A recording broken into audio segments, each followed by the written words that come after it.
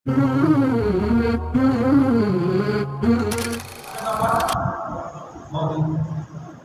کے علم سے کوئی چیز باہر نہیں،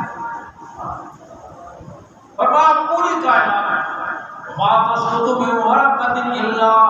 يَعْلَمُهَا، اگر پوری کائنات میں کسی درخت کا ایک پتا بھی نیچے گرتا ہے، آپ غور کریں آسٹریلیا میں کتنے درخت، آسٹریلیا کے جنگلوں میں، افریقہ کے جنگلوں میں، پاکستان کے جنگلوں میں کتنے درخت، ان درختوں کے ساتھ کتنے پتے، رات کے سناٹے میں اگر کسی درخت کی ٹہنی سے چپکے سے پتا زمین پہ گرتا ہے، وہ بھی اللہ کے، وہ بھی اللہ کے، ہر چیز کو وہ دیکھ رہا ہے، ہر چیز اس کے علم میں ہے۔ اور وہاں ساری دنیا کے انسان، پوری دنیا کے انسان، مشرق مغرب عرب عجم، کالے گورے چھوٹے بڑے مرد عورتیں شہری دیہاتی، اس لمحے اور اس سیکنڈ میں کیا سوچ رہے اللہ سب کی سوچوں کو بھی جانتا ہے، کیا کر رہے ہیں وہ تو جانتا ہی ہے، کیا سوچ رہے ہیں اس کو بھی جانتا ہے۔ یا وہ آپ کی خیانت کو بھی جانتا ہے، دلوں کی سوچوں کو بھی جانتا ہے، اور باریک سے باریک آواز کو سنتا ہے۔ ایک صحابیہ حضور اقدس صلی اللہ علیہ وسلم کی دولت قضا پر تشریف لائی اور اپنے گھریلو مسئلے میں اپنے شوہر کی شکایت کرنے لگے۔ ام المومنین حضرت عائشہ فرماتی ہیں وہ میرے قریب بیٹھی ہوئی تھی، یہ تو معلوم ہو رہا تھا، ہونٹ ہل رہے تھے کہ کچھ کہہ رہی ہیں، لیکن آواز اتنی دھیمی تھی کہ مجھے سمجھ نہ آئی کہ وہ کیا کہہ رہی ہیں۔ انہوں نے اپنی گفتگو ختم کی تو رحمت دو عالم صلی اللہ علیہ وسلم نے فرمایا تم انتظار کرو، اللہ تمہارے بارے میں حکم نازل کرے گا۔ فرمایا کچھ دیر گزری، جبریل امین قرآن مجید کی آیت لے کر نازل ہوئی ہے، قد سمع اللہ قول التی تجادلک فی زوجہا وتشتکی الی اللہ، تاکید اللہ نے اس عورت کی بات کو سن لیا جو آپ سے اپنے شوہر کے بارے میں جھگڑا کر رہی تھی۔ ام المومنین فرماتی ہے میرے رب تیرے سننے کے قربان جاؤں، سمیع ہونے کے قربان جاؤں، زمین پر میرے بات بیٹھ ہوئی چند انچ کے فاصلے پر میں اس کی بات نہ سن سکی، نہ سمجھ سکی، اور آپ نے آسمانوں سے اعلان فرما دیا ہم نے اس کی بات کو سن لیا۔ ایسا سننے والے، ایسا سننے والے، اور ایسا جاننے والے، ایسا دیکھنے والے۔ تیسری میں آتا ہے بخاری کی روایت ہے، حضور اقدس صلی اللہ علیہ وسلم نے ارشاد فرمایا لو جن اولکم وآخرکم وانسکم وجنکم لو جمعوا فی صعید واحد، تمہارے اولین اور آخرین انسان اور جنات اس کائنات کے پہلے انسان سے لے کر، اس کائنات کے پہلے جن سے لے کر قیامت تک آنے والا آخری انسان اور جن، اربوں خربوں انسان اور جنات ایک ہی وقت میں ادھر متوجہ کر آنے جانے والے کرتے ہیں، ایک ہی وقت میں اگر اپنی اپنی بولیوں اور زبانوں میں اللہ کو پکارنا شروع کر دیں۔ اس وقت کی دنیا میں 6000 کے قریب زبانیں بولی جا رہی ہیں۔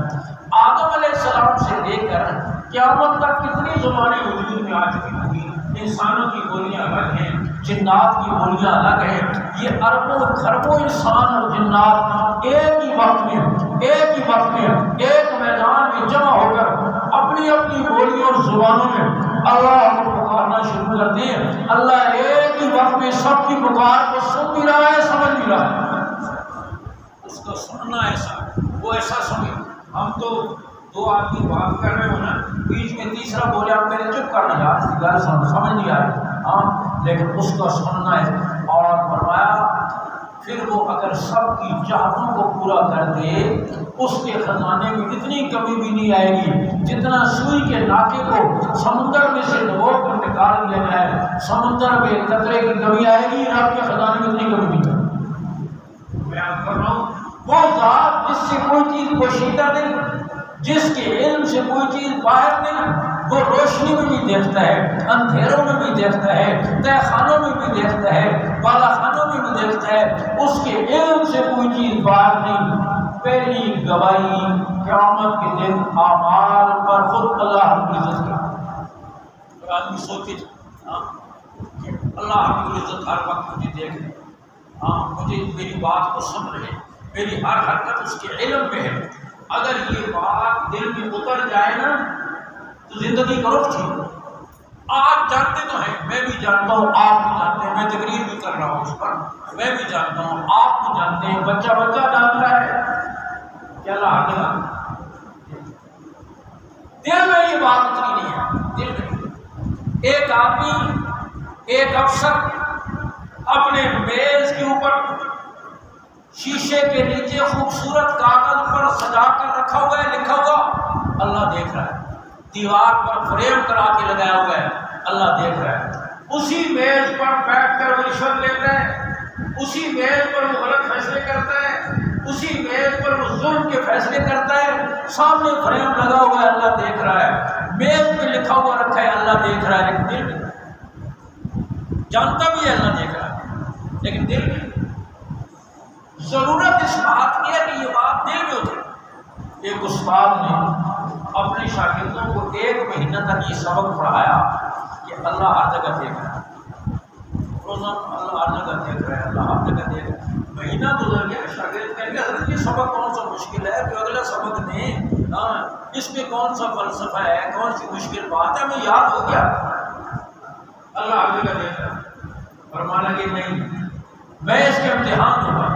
جب مجھے یقین ہو جائے گا کہ یہ سبق تمہیں یاد ہو گیا پھر اگلا سبق ہوگا۔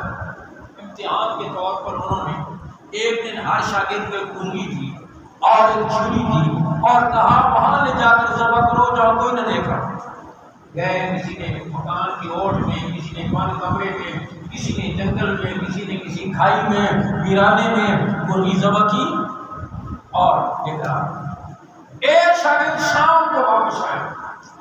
مرغی بھی زندہ پکڑی ہوئی